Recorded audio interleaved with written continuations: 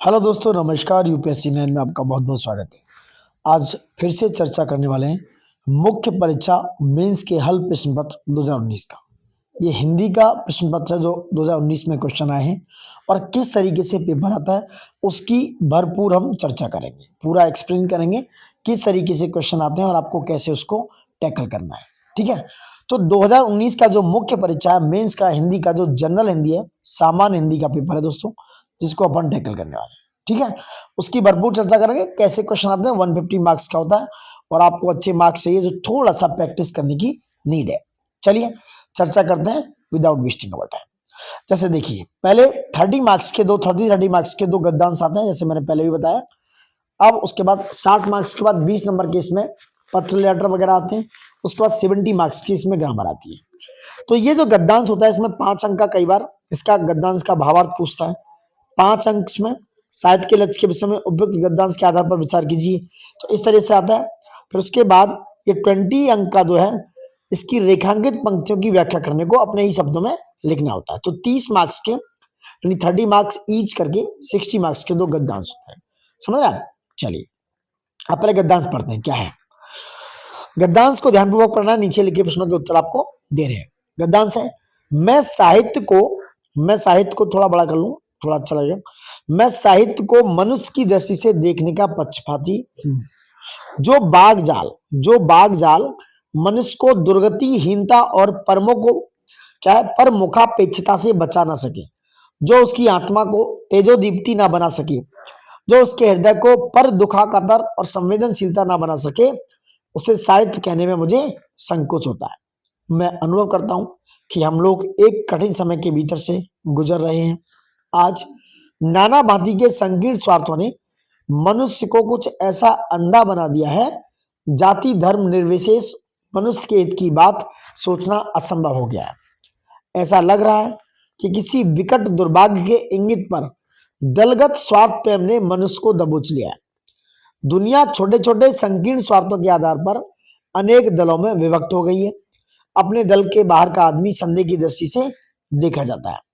उसके रोने गाने तक पर असुद्देश्य का आरोप किया जाता है। उसके तप और सत्यनिष्ठा का मजाक उड़ाया जाता है। देखो ये गद्यांश है, इसके बारे में आपको अपने भावार्थ, अपने शब्द गद्यांश के आधार पर उसके लक्ष्य के विषय में बात करनी है। समझ रहे हैं? पूरा गद्यांश आपने पढ़ा, अब इसकी चर्चा करते हैं। क्या है, चलिए सब मिटा देते हैं, आते वापस। प्रस्तुत गद्यांश को भावार्थ अपने शब्दों में लिखिए। क्या है, जैसे मैं साहित्य को मनुष्य की दृष्टि से देखने का पक्षपाती हूं, ये आपने पढ़ लिया। अब इसको लेखक के अनुसार दोस्तों, साहित्य का उद्देश्य मनुष्य को संकीर्णता और दुर्बलता से मुक्त कर संवेदनशील व तेजस्वी बनाना होना चाहिए। वर्तमान समय में स्वार्थ ने मनुष्यता को दबा दिया है, जिससे समाज कई दलों में बट गया है और लोग एक दूसरे पर संदेह करने लगे हैं। लेखक ऐसे साहित्य का पक्षधर है जो मनुष्यता को जागृत करे और समाज में उदारता व संवेदनशीलता बढ़ाए। ये इसका गद्यांश का भावार्थ है। आप देखिए पढ़ेंगे तो लेखक के अनुसार साहित्य का उद्देश्य मनुष्य को संकीर्णता और दुर्बलता से मुक्त कर संवेदनशील व तेजस्वी बनाना होना चाहिए। और वर्तमान समय में मनुष्य जो है, स्वार्थ ने मनुष्य को दबा दिया है, जिससे समाज कई दलों में बटा हुआ है और लोग एक दूसरे पर संदेह करने लगते हैं। और लेखक ऐसे साहित्य का पक्षधर है जो मनुष्यता को जागृत करे और समाज में उदारता व संवेदनशीलता को बढ़ाए रखे। दोस्तों क्वेश्चन नंबर 2 है 5 अंक का, ये भी साहित्य के लक्ष्य के विषय में उपयुक्त गद्यांश के आधार पर विचार करना है आपको। तो उपयुक्त गद्यांश के आधार पर साहित्य का जो लक्ष्य है, क्या माना है इस गद्यांश में? साहित्य का लक्ष्य मानवता को जागृत करना और मनुष्य की संकीर्णता, दुर्बलता और स्वार्थपरता से मुक्त करना होना चाहिए। मतलब जो मनुष्य है उसको दोस्तों साहित्य के लक्ष्य को मानते हुए मानव को जागृत करने का, और मनुष्य जो संकीर्ण सोच है, दुर्बलता है, उसकी स्वार्थ यानी कि सेल्फलेसनेस है, उससे मुक्त होना चाहिए। लेखक के अनुसार वर्तमान समय में संकीर्ण स्वार्थों ने समाज को विभाजित कर दिया, जिससे मनुष्यता संकट में पड़ गई है, यानी कि ह्यूमैनिटी डेंजर में आ गई है।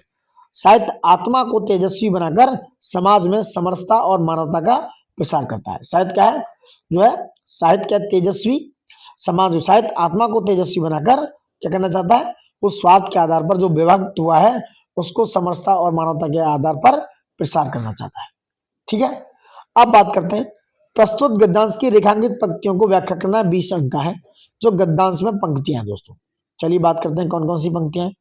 क्या है, पहली पंक्ति पढ़िए। पहली ये है जो अंडरलाइन है, मैं साहित्य को मनुष्य की दृष्टि से देखने का पक्षपाती हूँ, जो बागजाल मनुष्य को दुर्गतिहीनता और प्रमुखापेक्षता से बचा ना सके, जो उसकी आत्मा को तेजोदीप्ति न बना सके, जो उसके हृदय को पर दुख कातर और संवेदनशीलता न बना सके, उसे साहित्य कहने में मुझे संकोच होता है। ये इस बात का आधार है दोस्तों।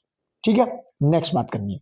मैं साहित्य को मनुष्य और मुझे संकोच होता है, इस बात की बात करेंगे। गद्यांश के अनुसार दोस्तों, साहित्य का मुख्य उद्देश्य केवल मनोरंजन व अलंकारिक भाषा का प्रदर्शन नहीं है, बल्कि यह मनुष्य के जीवन को संवारने और उसे श्रेष्ठ बनाने का साधन होना चाहिए। वह साहित्य जो मनुष्य को दुख, हीनता और दूसरों पर निर्भर रहने से बचा ना सके, ठीक है, हीनता और दूसरों पर निर्भर रहने से बचा ना सके, वह सही साहित्य नहीं है। सच्चा साहित्य दोस्तों वही है जो मनुष्य को दूसरों के दुख दर्द को समझने और उनके प्रति संवेदनशील बनने के लिए प्रेरित करे। साहित्य का उद्देश्य केवल सुंदर शब्दों का संग्रह नहीं, बल्कि समाज में मानवीय मूल्य, संवेदना और चेतना को जागृत करना है। जो साहित्य उस उद्देश्य को पूरा नहीं करता दोस्तों, उसे साहित्य मानने में लेखक को संकोच होता है। दोस्तों उसे साहित्य मानने में लेखक को संकेत होता है। ये साहित्य की जो परिस्थितियां हैं ये बारी बात को एक्सप्लेन करती हैं। आज नाना भांति, ये दूसरी पंक्ति है, सोचना असंभव हो गया है, इसकी चर्चा करेंगे। क्या है आज नाना भांति, यहां से यहां देखो कलर चेंज करते हैं। आज नाना भांति के संकीर्ण स्वार्थों ने मनुष्य को कुछ ऐसा अंधा बना दिया है, जाति धर्म निर्विशेष मनुष्य के हित की बात सोचना असंभव हो गया है। यही लाइन है, यही पंक्तियां, इनकी चर्चा करेंगे कि आज नाना भांति की जो सोच है उसने सोचना असंभव हो गया है। आज के समय में लोग संकीर्ण स्वार्थों में इतने उलझ गए हैं कि वे व्यापक मानवता के कल्याण की सोच ही नहीं पाते। मनुष्य अपने स्वार्थों में इतना लिप्त हो गया है कि उसकी सोचने समझने की शक्ति भी संकुचित हो गई है। जाति धर्म भाषा और क्षेत्रीयता के आधार पर समाज में इतनी अधिक विभाजन रेखाएं खिंच चुकी हैं कि समग्र मानवता के कल्याण के बारे में विचार करना कठिन हो गया है। आज समाज में जाति और धर्म की संकीर्ण सोच इस हद तक घर कर गई है कि लोग केवल अपने समुदाय के हित को ही प्राथमिकता देते हैं। क्या देते हैं? प्राथमिकता देते हैं। वे यह नहीं सोचते कि उनके विचार और कार्य पूरी मानवता को कैसे प्रभावित करेंगे। दोस्तों नेक्स्ट पंक्तियों की बात करेंगे। दुनिया छोटे छोटे संकीर्ण और विभक्त हो गई है। ये पंक्तियां देखिए ऊपर, कहाँ है गद्यांश में, गद्यांश की पंक्तियों पे बात करते हैं। दुनिया छोटे छोटे संकीर्ण स्वार्थों के आधार पर अनेक दलों में विभक्त हो गई है। ये है, ये लाइन है, इनकी चर्चा करनी है। समाज में लोग अपने अपने स्वार्थों के कारण छोटे छोटे गुटों या दलों में बंट गए हैं, क्योंकि वे सब स्वार्थी तरीके से हैं। लोग मानवता के बजाय अपने समूह या विचारधारा के हित को प्राथमिकता देने लगे, जिससे आपसी मतभेद और विरोध बढ़ रहे हैं।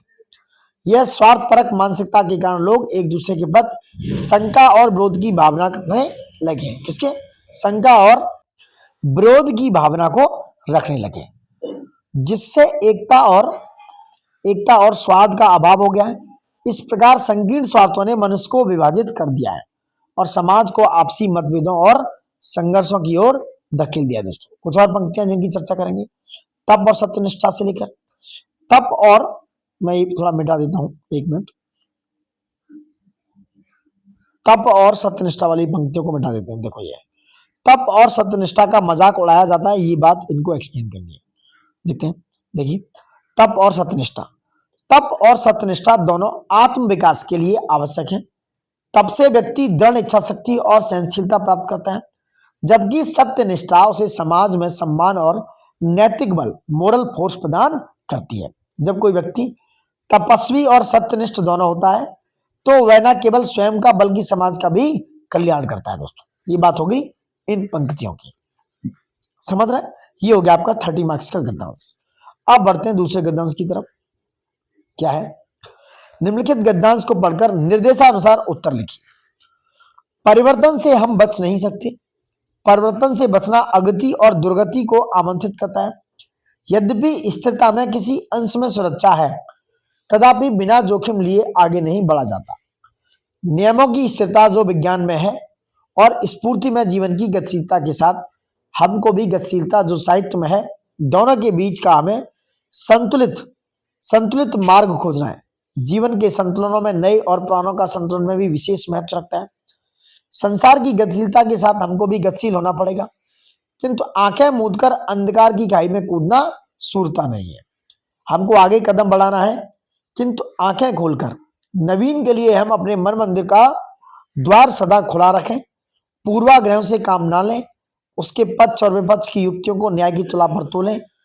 एक सीमा के भीतर नए प्रयोगों को अपने जीवन में भी स्थान दें, किंतु केवल नवीनता के प्रमाण पत्र से संतुष्ट ना हो जाएं।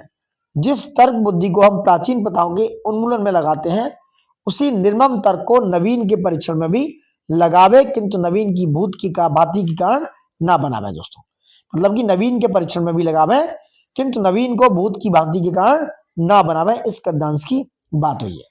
अब बात कर रहे हैं प्रस्तुत गद्यांश का उचित शीर्षक दीजिए। ये 5 अंक का है। तो गद्यांश के अनुसार, लेखक के अनुसार उचित शीर्षक है परिवर्तन और विवेकपूर्ण संतुलन हो सकता है। क्या? परिवर्तन और विवेकपूर्ण संतुलन हो सकता है। नेक्स्ट है 5 अंक का मार्क क्वेश्चन का। ये प्राचीन और नवीन में संतुलन क्यों आवश्यक है, विचार कीजिए। जीवन में गतिशीलता हेतु दोस्तों नवीन और प्राचीन दोनों का सामंजस्य महत्वपूर्ण है, परंतु उसे तर्क या विमर्श पर अपनाना चाहिए।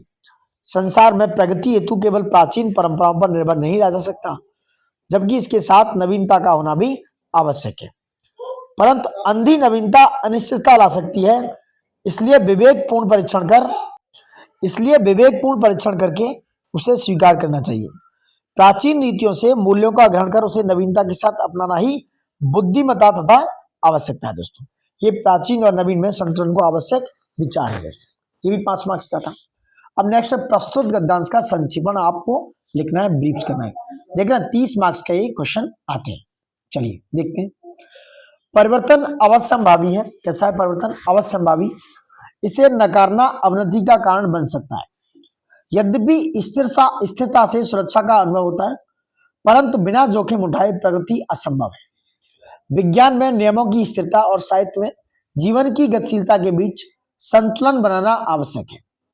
नवीन और पारंपरिक विचारों का सामंजस्य बनाए रखना महत्वपूर्ण है। समाज की निरंतर प्रगति के लिए परिवर्तन को अपनाना चाहिए, लेकिन विवेक पूर्वक आंखें मूंदकर नवीनता को स्वीकार करना बुद्धिमत्ता नहीं है। हमें बिना पूर्वाग्रह के हर नए विचार का तर्क और न्याय की तुला पर परीक्षण करना चाहिए। संसार की निरंतर गतिशीलता के साथ हमें भी आगे बढ़ना चाहिए। नवीन प्रयोगों के लिए हमारे मन द्वार खुले रहने चाहिए, किंतु मात्र नवीनता के नाम पर किसी भी चीज को स्वीकारना उचित नहीं है। जिस तर्क का उपयोग हम प्राचीन परंपराओं की समीक्षा में करते हैं, वही तर्क नवीनता को परखने में भी अपनाना चाहिए। अतः समाज और जीवन की प्रगति के लिए प्राचीन और नवीन में संतुलन आवश्यक है। इस प्रकार प्राचीन परंपराओं की मूल्यवान बातों को अपनाते हुए नवीनता का संतुलित प्रयोग ही समाज की उन्नति का मार्ग है। ये देखो गद्यांश का ब्रीफ संक्षेपण किया गया ब्रीफ तरीके से। 20 मार्क्स का ये क्वेश्चन आता है। तो this is the 60 marks which can comes under the गद्यांश या comprehension. Got my point. Next बात करेंगे, निम्नलिखित प्रश्नों के उत्तर देने हैं आपको। क्या है? अधिसूचना के बारे में है। ये 20 दशक का है, 10 मार्क्स का। अधिसूचना को परिभाषित करते हुए मुख्य सचिव उत्तर प्रदेश सरकार की ओर से शिक्षकों की सेवानिवृत्ति व्यय बढ़ाने के संदर्भ में एक अधिसूचना का प्रारूप तैयार कीजिए। क्या है अधिसूचना? क्या होती है? इसकी डेफिनेशन लिखने वाले। अधिसूचना दोस्तों एक आधिकारिक आदेश या सूचना होती है। क्या होता है? एक आधिकारिक आदेश या सूचना होती है जिसे सरकार या किसी सक्षम प्राधिकरण द्वारा किसी नियम, कानून, नीति या निर्णय की जानकारी सार्वजनिक रूप से देने के लिए जारी किया जाता है। इसे सरकारी राजपत्र जो गैजेट होता है या अन्य आधिकारिक माध्यमों में प्रकाशित किया जाता है। ये होती है अधिसूचना। ये लिखना है आपको 10 मार्क्स में। और आपको ये भी लिखना है कि मुख्य सचिव उत्तर प्रदेश सरकार की ओर से शिक्षकों की सेवानिवृत्ति व्यय बढ़ाने के लिए संदर्भ में एक अधिसूचना का प्रारूप तैयार भी करना है। चलिए आगे बात करते हैं। अब आपका प्रारूप कैसा होना चाहिए? जो मुख्य सचिव है उनके द्वारा, तो उत्तर प्रदेश सरकार इस तरीके से लिखेंगे आप लेफ्ट साइड पे, मुख्य सचिव कार्यालय लखनऊ भवन लखनऊ। अधिसूचना की संख्या डालेंगे, डेट डालेंगे जिस ईयर में है, उसके बाद दिनांक डालेंगे, अधिसूचना संख्या है ये, उसके बाद दिनांक डालेंगे। अच्छा सेम इसी उसमें लिखने पैटर्न पे विषय डालेंगे, सब्जेक्ट क्या है? तो सब्जेक्ट है शिक्षकों की सेवानिवृत्ति व्यय में वृद्धि हेतु अधिसूचना।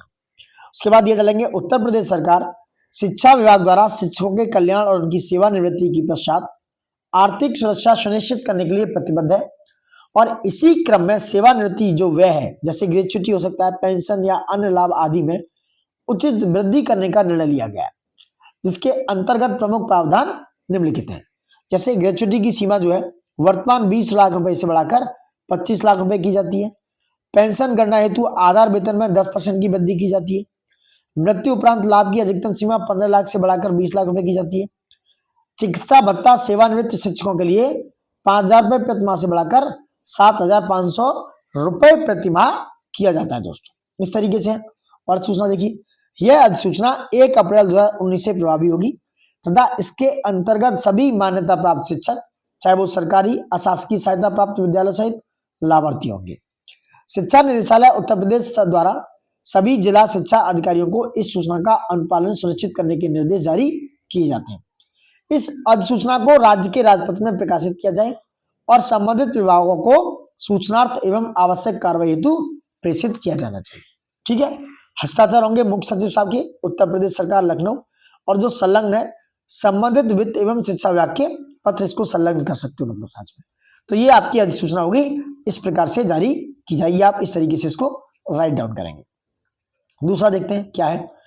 स्वास्थ्य विभाग की ओर से उत्तर प्रदेश लखनऊ की ओर से सचिव स्वास्थ्य मंत्रालय भारत सरकार नई दिल्ली को भेजने के लिए एक अर्ध सरकारी पत्र, उसका प्रारूप तैयार कीजिए जिसमें उत्तर प्रदेश में कुपोषण से जूझते बच्चों के इलाज के लिए भारत सरकार के स्वास्थ्य मंत्रालय से पूर्व में मांगी गई सहायता का यथाशीघ्र स्वीकृत करने के लिए आग्रह किया गया। ये 10 अंक का है, 10 मार्क्स का है दोस्तों, याद रखना। ये 20 मार्क्स के पत्र आते हैं, इनकी भी मैं चर्चा करने वाला हूँ नेक्स्ट वीडियो में। आपको परिपत्र और उसके बारे में अधिसूचना और सारे जितने भी अर्ध सरकारी पत्र हैं इनकी डिटेल में चर्चा करूंगा, आपको कैसे उनका प्रारूप तैयार करना है। चलिए अब उत्तर लिखते हैं। आप क्वेश्चन पढ़ चुके हैं, 10 मार्क्स का है कि स्वास्थ्य विभाग उत्तर प्रदेश लखनऊ ने जो वहां के सचिव है स्वास्थ्य मंत्रालय जो भारत सरकार है सेंट्रल गवर्नमेंट नई दिल्ली को अर्ध सरकारी पत्र का प्रारूप तैयार करना है और उत्तर प्रदेश में कुपोषण से जो प्रॉब्लम है उसकी क्या है सहायता मांगी। चलिए तो स्वास्थ्य लेफ्ट में लिखना है आपको, लेफ्ट में स्वास्थ्य विभाग उत्तर प्रदेश सरकार सचिवालय लखनऊ सरकारी पत्र संख्या डालेंगे यहाँ SHU 1819 जो ईयर है, दिनांक डालेंगे जिस दिनांक में प्रेषक श्री या श्रीमती उनका नाम होगा या जो भी है, सचिव स्वास्थ्य विभाग उत्तर प्रदेश सरकार लखनऊ उत्तर प्रदेश, ये पूरा प्रारूप का स्टार्टिंग पॉइंट होगा।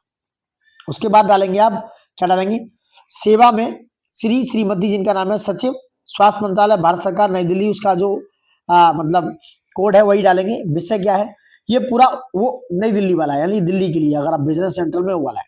सेवा में जिसको भेजना है फलाने सचिव उनका नाम स्वास्थ्य मंत्रालय भारत सरकार नई दिल्ली और ये पिन कोड ये डालना पड़ेगा। विषय क्या है, कुपोषण से पीड़ित बच्चों के उपचार हेतु आवश्यक सहायता की स्वीकृति हेतु एक आग्रह करना, यानी जो कुपोषण से पीड़ित बच्चे हैं उनके उपचार हेतु आवश्यक सहायता की स्वीकृति के लिए एक आग्रह करने के लिए एक क्या है अधिसूचना जारी है। अर्ध सरकारी पत्र, सॉरी अर्ध सरकारी पत्र, गॉट इट।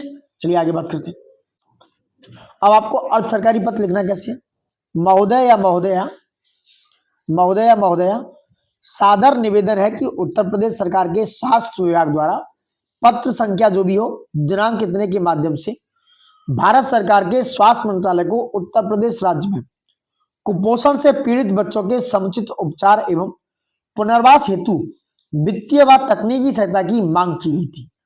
वर्तमान स्थिति काफी संवेदनशील है जिसके अंतर्गत राज्य के ग्रामीण व आदिवासी क्षेत्रों जो आदिवासी क्षेत्रों में कुपोषण माल न्यूट्रिशन के गंभीर मामले सामने आए जिनके निदान हेतु निम्नलिखित संसाधनों की तत्काल आवश्यकता है। जैसे थेराप्यूटिक फूड की आपूर्ति होनी चाहिए, विशेषज्ञ चिकित्सकों एवं पोषण विशेषज्ञों की तैनाती होना चाहिए, पोषण पुनर्वास केंद्र जिसे NRC की स्थापना हेतु वित्तीय सहायता पहुंचनी चाहिए। आपसे यानी कि स्वास्थ्य विभाग उत्तर प्रदेश लखनऊ की ओर से पुनः अनुरोध है कि पूर्व में प्रस्तुत प्रस्ताव को यथाशीघ्र स्वीकृति प्रदान करें। राज्य सरकार द्वारा इस दिशा में किए जा रहे प्रयासों को गति देने के लिए भारत सरकार की ओर से शीघ्र स्वीकृति अपेक्षित है ताकि बाल मृत्यु दर और जो रुग्णता में कमी लाई जा सके। सर धन्यवाद। हस्ताक्षर एवं नाम होना चाहिए जो सचिव है स्वास्थ्य विभाग उत्तर प्रदेश सरकार के उनके द्वारा। और कुछ प्रतियां जो है जैसे संलग्न है पूर्व पत्र की प्राप्ति को उसमें ऐड कर दिया जाए, संलग्न का मतलब ऐड करके जोड़ा जाए। और जो कुपोषण का डेटा है विवरण राज्यवार, भाई उत्तर प्रदेश में कुपोषण से कितने लोग प्रभावित हैं और इसका क्या इम्पैक्ट पड़ रहा है, राज्यवार डेटा को भी इसमें एड ऑन करके भेज देना चाहिए। तो इस तरीके से आपका ये पूरी तरीके से दोस्तों परिपत्र तैयार हो जाएगा, अधिसूचना आपकी तैयार हो जाएगी। तो ये अर्ध सरकारी पद पूरी तरीके से बेहतरीन तरीके से तैयार हो जाएगा और ये पूरी तरीके से बेहतरीन होगा दोस्तों। चलिए नेक्स्ट बात करेंगे। नेक्स्ट अब आते हैं ग्रामर वाले पोर्शन पर। Got it. अब दोस्तों बात करेंगे 70 मार्क्स की आती है ग्रामर, ठीक है, जिसमें 70 मार्क्स में बहुत इंपोर्टेंट है। 10 मार्क्स के इसमें दे रखे हैं। क्वेश्चन नंबर 4 है, निम्नलिखित उपसर्ग प्रत्ययों में से एक एक शब्द की रचना कीजिए। यानी कि उपसर्ग और प्रत्ययों से एक एक शब्द की रचना करनी है आपको, बनाना है। ये उपसर्ग और प्रत्यय दे रखे हैं, तो आपने 10 वर्ड है, ये देख सकते हो 10 वर्डों को आपको एक एक करके बनाना है, हर एक का 1 मार्क्स है। अब उपसर्ग देखो, उपसर्ग वे शब्दांश या अवयव होते हैं जो किसी मूल शब्द के पहले जुड़कर उसके अर्थ में विशेषता, परिवर्तन या नया अर्थवत्ता जोड़ते हैं। वहीं उपसर्ग की बात करें, उपसर्ग स्वयं में स्वतंत्र रूप से प्रयुक्त नहीं होते हैं, बल्कि वे किसी मूल शब्द के साथ मिलकर एक नया अर्थ उत्पन्न करते हैं दोस्तों, ठीक है। कुछ उपसर्ग और प्रत्यय देखते हैं। निर्मित शब्दों की सूची इस प्रकार है। उपसर्गों से निर्मित शब्द उपसर्ग होते हैं जो आगे लगते हैं, जैसे अधि, अधि में मिलाया अधिकार, कार मिला दिया, अधि में अधिकार मिलाया, अधि प्लस कार मतलब अधिकार हो गया। और उसके बाद हो गया पर में वार मिलाया परिवार हो गया, भर में हो गया भरपाई, पाई मिला दिया, निकट निकट हो गया, खुश मतलब खुश मिजाज हो गया, ठीक है। ये हो गए आपके 5 हो गए क्या, उपसर्ग। अब ये 5 है प्रत्यय, जैसे अठ, अठ में 64 मिला दिया, आइन में पंडिताइन, अक्कड़ में भुलक्कड़, इक मानसिक और आई में लड़ाई। तो दीज आर 5 मार्क्स, 10 मार्क्स हो गए आपको, और ये पूरे कंप्लीट मार्क्स मिलेंगे आप अगर सही से बिल्कुल शुद्धि तरीके से लिखते हैं। अब 10 मार्क्स के दोस्तों आते हैं विलोम शब्द। ये बात करेंगे निम्नलिखित शब्दों के विलोम शब्द लिखिए, बात करेंगे इस पर क्या है। अब एक विलोम की बात करेंगे। 10 मार्क्स के आते हैं विलोम, इंपोर्टेंट है, जैसे आवरण, कृतज्ञ, अग, नैसर्गिक, अदम, आउट, सकर्मक, मान, मात, वैज्ञानिक, वैतनिक। देखो लोकोक्ति और मुहावरे को लेके जो 30 मार्क्स के आते हैं, हमारी सीरीज चले है दोस्तों, हम वहां से क्वेश्चन आए हुए इंपोर्टेंट जो मुहावरे लोकोक्तियां उनको करा रहे हैं, और मोस्टली अगर देखा जाए तो 60% मुहावरे रिपीट होते हैं। तो प्लीज आप हमारी चेकलिस्ट कर सकते हैं, प्लेलिस्ट में जाके चेकलिस्ट कीजिए, मतलब चेक कीजिए उन्हें, वहां पर हमने एक एक वीडियो को अच्छे से बनाने की, भरपूर और बेहतरीन कंटेंट देने की कोशिश कर रहे हैं, ठीक है। तो ये विलोम शब्द भी बनाएंगे हम। व्याकरण को तो भरपूर 70 मार्क्स की व्याकरण और 20 मार्क्स के पत्र जो भी आते हैं, इनको बेहतरीन तरीके से पूरी तरीके से कराएंगे, कुछ भी छूटना नहीं चाहिए। अगर आप हमारे ही कंटेंट को अच्छे से देख लेते हैं तो मेरा श्योरिटी यही रहेगी कि आप कहीं भी भटकना आपको नहीं पड़ेगा। चलिए बात करते हैं, अब विलोम शब्द लिखेंगे। विलोम शब्द देखिए, आवरण का विलोम हो गया दोस्तों अनावरण, आवरण का क्या हो गया, अनावरण। कृतज्ञ का हो गया कृतघ्न, अग का हो गया बिग, नैसर्गिक का हो गया कृत्रिम, अदम का हो गया उत्तम, याद रखना इनको। आहूत का हो गया अनाहूत, सकर्मक का हो गया अकर्मक, मान का हो गया दोस्तों क्या हो गया, मान का अपमान, मात का हो गया जीत, और वैतनिक का हो गया अवैतनिक, वैतनिक का हो गया अवैतनिक। तो ये 10 विलोम से हैं जो 10 मार्क्स के हैं। अगर आपने सारे सही करते हैं तो आपको 10 मार्क्स पक्के हैं। तो मल्टीपल टाइम्स रिवीजन जो आपके विलोम्स, उपसर्ग, प्रत्यय, ये सब आपको बेहतरीन आपके मार्क्स दिलाने में हेल्प करेंगे। समझ रहे हैं आप? सारे देखो इंपोर्टेंट है, ये आते हैं रिपीटेड, यहां से भी आते हैं। चलिए नेक्स्ट बात करेंगे। नेक्स्ट क्या है, अब आते हैं वाक्य शुद्धि पर। निम्नलिखित वाक्यों को शुद्ध कीजिए। 5 अंक का है, ये 5 ही वाक्य इनमें से देखें। पहला ये आंखों से देखी घटना है, 100 रुपया सधन्यवाद प्राप्त हुआ। गीता ने सीता से पूछा कि सीता कहाँ चली गई थी।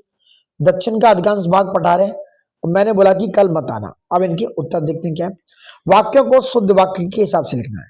यह आंखों से देखी घटना है, इसमें कारक संबंधी त्रुटि है दोस्तों। तो यह आंखों देखी घटना है, यानी कि आंखों से देखी नहीं, यह आंखों देखी घटना है, इसका सही वाक्य होगा यह आंखों देखी घटना है। दूसरा है 100 रुपया सधन्यवाद प्राप्त हुआ, यह इसमें वचन और अल्प विराम संबंधी त्रुटियां हैं। शुद्ध वाक्य हो गया कि 100 रुपए प्राप्त हुए सधन्यवाद, 100 रुपए प्राप्त हुए सधन्यवाद कॉमा लगा के। नेक्स्ट है, गीता ने सीता से पूछा कि सीता कहाँ चली गई थी, इसमें वाक्य निर्माण संबंधी त्रुटि है, यानी कि प्रश्नवाचक वाक्य में सीता के लिए तुम का प्रयोग और क्रिया का सही रूप थी। तो गीता ने सीता से पूछा कॉमा तुम कहाँ चली गई थी। दोस्तों ये थोड़ी प्रैक्टिस करनी पड़ेगी अच्छी से। नेक्स्ट है क्वेश्चन नंबर मतलब 5वां, दक्षिण का अधिकांश भाग पठार है। इस वाक्य में है के स्थान पर है आएगा, क्योंकि भाग एक वचन है। तो दक्षिण का अधिकांश भाग पठार है। मैंने बोला कि कल मत आना, इसमें औपचारिक शब्द संबंधी त्रुटि है। वह यहाँ बोला मतलब अनौपचारिक है। औपचारिक वाक्य में कहा का प्रयोग उचित होगा। मैंने कहा, बोला नहीं, मैंने कहा कि कल मत आना, यह है शुद्ध वाक्य। अब देखते हैं 5 अंक का क्या है। शुद्धों को यानी कि शुद्ध को वर्तनी को संशोधन करना, नहीं वर्तनी की शुद्धि को लिखना है यहाँ पर, वर्तनी की शुद्धि को। जैसे शिक्षणेतर हो गया, उपरोक्त, सौहार्द, पूजनीय और सौजन्यता। इसको देखते हैं क्या है, इनकी जो वर्तनी देखते हैं। तो निम्नलिखित शब्दों की शुद्ध वर्तनी रूप इस प्रकार देखते हैं। शिक्षणेतर, शिक्षण मतलब शिक्षणेतर जो है शिक्षण और इतर का संयुक्त रूप है, तो शिक्षणेतर लिखा जाएगा इस तरीके से, मतलब शिक्षणेतर मतलब तर में ताप है, आधा तार नहीं बनेगा, तो ये हो गया शिक्षणेतर हो गया दोस्तों, ठीक है। दूसरा उपयुक्त, उपयुक्त में ऊपर कहा गया, इसका अर्थ होता है ऊपर कहा गया की अर्थ में, तो ये हो गया उपयुक्त, इस तरीके से लिखा जाएगा। शुद्ध वर्तनी ये है उपयुक्त, और वहां कैसे लिखा हुआ उपरोक्त, ऐसे लिखा जाएगा। नेक्स्ट है शुद्ध वर्तनी सौहार्द, सौहार्द की हो गई सौहार्द, क्या होगी सौहार्द हो गई, द्र, ठीक है, ऊपर हो गया, तो ये द्रा नहीं होगा, ये होगा सौहार्द। नीचे दागे इस पे ये नहीं होगा, ये होगा ऐसे सौ फिर हा फिर दा, सौहार्द, ठीक है। और सौहार्द का अर्थ होता है मित्रता या सद्भावना के अर्थ में। चौथा है पूजनीय, पूजनीय नहीं लिखा जाएगा, ये लिखा जाएगा पूजनीय, ऐसे पूजनीय ऐसे लिखा जाएगा, पूजनीय। पूजा के युग में अर्थ हो गया। सौजन्यता देखो, इसका अर्थ हो गया सौजन्य, सौजन्य हो गया, सौजन्यता नहीं तो ये होता है सौजन्य, कृपा या अनुग्रह के अर्थ में सौजन्य का यूज किया जाता है। Got my point. नेक्स्ट बात करेंगे आगे। अब 10 मार्क्स का आता है, निम्नलिखित वाक्यांश के लिए एक शब्द लिखना, यानी कि 1 वर्ड सब्स्टिट्यूशन की बात करेंगे। जैसे आकाश को चूमने वाला, संध्या और रात के बीच का समय, हमेशा रहने वाला, 100 में 100, जो बात वर्णन से परे है, वर्णन से परे है, जो बात वर्णन से परे हो। तो उपरोक्त वाक्यांश के लिए एक एक शब्द इस प्रकार है। आकाश को छूने वाले को कहते हैं गगन चुंबी, गगन चुंबी का मतलब है आकाश को छूने वाली इमारत या वस्तु के लिए प्रयुक्त होता है। संध्या और रात के बीच का समय ये होता है गोधूली, गोधूली होता है संध्या काल का विशेष समय जब गायों के आने की धूल उड़ती है।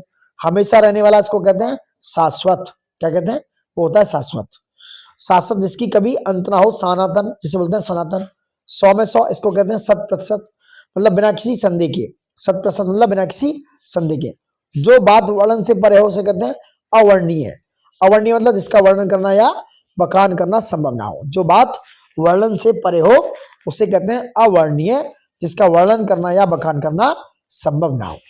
अब आगे दोस्तों 30 मार्क्स के जो है मुहावरे, कौन से मुहावरे हैं इसको मैं देख लेता हूं एक बार। लोकोक्तियां और मुहावरे के अर्थ स्पष्ट कीजिए और अपने वाक्यों में प्रयोग करिए। 30 मार्क्स का है, देखिए 2019 के पीवाईक्यू इंपोर्टेंट है, very important, very very important. So please दोस्तों लाइक शेयर सब्सक्राइब करिए, हमें थोड़ा सा प्यार और मोरल सपोर्ट चाहिए, और आप हमारी फैमिली की पार्ट हैं, हिस्से हैं, दोस्त हैं, तो ये आप ज्यादा से ज्यादा इसको बढ़ाइए। चलिए बात करते लौटते हैं। नक्कार खाने में तूती की आवाज, मक्खी मारना, तिल का ताड़ बनाना, सिर आंखों पर बैठना, हवा का रंग देखना, डाक के 3 बात, गुड़ कीजे जान के, पानी पीजे छान के, कर खेती परदेश को जाए, बाको जन्म अखारत जाए, फुअर चाले नौगर चाले, फुअर चाले नौगर हाले, अपनी करनी पार धनी। ये जो मुहावरे हैं दोस्तों मैं करा रहा हूँ, मुहावरे की सीरीज चल रही है, आप जाकर देख सकते हो प्लेलिस्ट में। हिंदी के मुहावरे और लोकोक्तियों को लेकर एक सीरीज चलाई हुई है हमने, ये सारे मुहावरे मैंने वहां पर भी कराए हुए। अब चलिए दोबारा देख लेते हैं, कोई बात नहीं, कुछ मुहावरों के उत्तर देखते हैं यहाँ पर क्या है। उपरोक्त मुहावरे एवं लोकोक्तियों के अर्थ देखते हैं। नक्कार खाने में तूती की आवाज, इसका अर्थ देखेंगे। शोरगुल के बीच किसी की महत्वहीन आवाज, बड़े लोगों या संस्थाओं के सामने छोटे की बात ना चलना, यानी कि बड़े लोगों या संस्थाओं के सामने छोटे की बात का कोई महत्व ना होना। वाक्य देखें। सभा में नेताओं के भाषणों के बीच मेरी सलाह तो नक्कार खाने में तूती की आवाज साबित हुई। नेक्स्ट है मक्खी मारना। मक्खी मारने का मतलब है, अर्थ इसका आलस्य में समय बर्बाद करना, काम चोरी करना। वाक्य प्रयोग देखें। ऑफिस में काम की बजाय वह दिन भर मक्खी मारता रहता है। नेक्स्ट देखेंगे तिल का ताड़ बनाना, अर्थ है छोटी बात को बड़ा सड़ाकर प्रस्तुत करना। वाक्य प्रयोग देखें।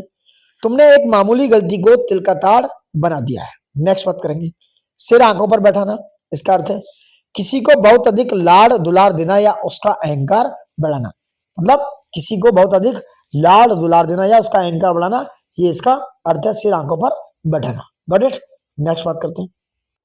वाक्य प्रयोग देखें। बेटे को इतना सिर आंखों पर बैठाया गया कि वह अब किसी की नहीं सुनता दोस्तों। नेक्स्ट है हवा का रंग देखना, अर्थ क्या है परिस्थितियों को भांपकर काम करना या अवसरवादिता दिखाना, अवसरवादिता सॉरी, परिस्थितियों को भांपकर काम करना या अवसरवादिता दिखाना। वाक्य प्रयोग देखें, नेता लोग हवा का रंग देखकर ही बयान देते हैं। डाक के 3 पात, इसका अर्थ है हमेशा एक जैसी बात दोहराना या कोई बदलाव ना होना। वाक्य प्रयोग देखें, हर साल बजट में डाक के 3 बात ही सुनने को मिलते हैं। नेक्स्ट, गुरु कीजिए जान के, पानी पीजिए छान के। इसका अर्थ हुआ गुरु को पूर्ण समर्पण से चुनो और पानी छानकर पियो, यानी कि सावधानी पूर्वक काम करने की सीख इसका अर्थ है।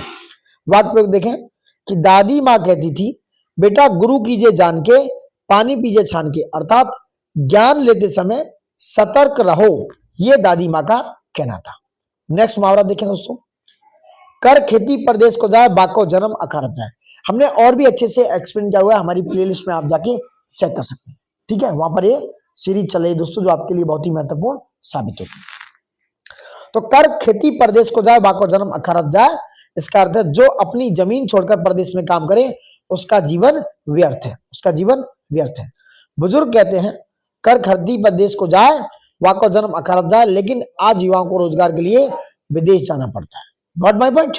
नेक्स्ट बात करेंगे। नेक्स्ट, फुअर चालें नौगर हालें, अर्थ मतलब बुरे व्यवहार से कई लोग प्रभावित होते हैं, एक की गलती से सबको दंड मिलता है। वाक्य प्रयोग देखें, मोहन की फुअर चालें अब 9 घर हालें कर रही है, पूरा मोहल्ला उसका कारण परेशान है। अपनी करनी पार उतरनी, इसका अर्थ है अपने कर्मों से ही सफलता या असफलता मिलती है। वाक्य प्रयोग देखें, दूसरों पर निर्भर रहने से कुछ नहीं होगा, क्योंकि अपनी करनी पार उतरनी खुद ही करनी पड़ती है। दोस्तों देखिए, ये 10 मुहावरे थे। आगे बात करेंगे कुछ। देखो 150 मार्क्स का पेपर था, ये कंप्लीट हो चुका है दोस्तों। आप मल्टीपल टाइम प्रैक्टिस करेंगे तो यहाँ अच्छा स्कोर कर सकते हैं। देखो, practice can makes perfect man, यानी कि प्रैक्टिस मैन, होता ना मैन, वो कहते हैं ना प्रैक्टिस मेक्स मैन परफेक्ट, वो वाली कहावत है। तो जितना प्रैक्टिस करेंगे उतना ही आपको अच्छा स्कोर होगा। 150 मार्क्स में 30 मार्क्स के मुहावरे हैं, इसकी हम सीरीज चला रहे हैं। विलोम शब्द, उपसर्ग, प्रत्यय, ये भी लेकर हम सीरीज चलाएंगे। पूरा जो 70 मार्क्स का जो है और 20 मार्क्स के जो पत्र हैं, परपत्र हैं या सरकारी पत्र हैं, सारी चीजें उनको कराने वाले हैं। 90 मार्क्स का कंप्लीट कराएंगे आपको व्याकरण। आप चेक करते रहिए, हमारी प्लेलिस्ट बराबर देखते रहिए। अभी मुहावरों की सीरीज चलिए, आप जाकर चेकआउट कर सकते हैं, आप देख सकते हैं। नेक्स्ट वीडियो में दोस्तों 2020 का जो भी हिंदी, सामान्य हिंदी को लेकर पेपर आया उसकी चर्चा करेंगे, जो भी PYQs आए हैं उसकी चर्चा करेंगे। तो फिलहाल आप देख सकते हैं बहुत ही बेहतरीन कंटेंट है, हमने आपको PYQ कंप्लीट कर दिया है। लाइक शेयर सब्सक्राइब करना प्लीज मत भूलिएगा, ये हमारे लिए आपका थोड़ा सा प्यार है। चलिए, देखने के लिए धन्यवाद। Thank you for watching it and जय हिंद दोस्तों, and good luck to all of you in for future exams, for your future exams. Got my point. चलिए, thank you for watching it.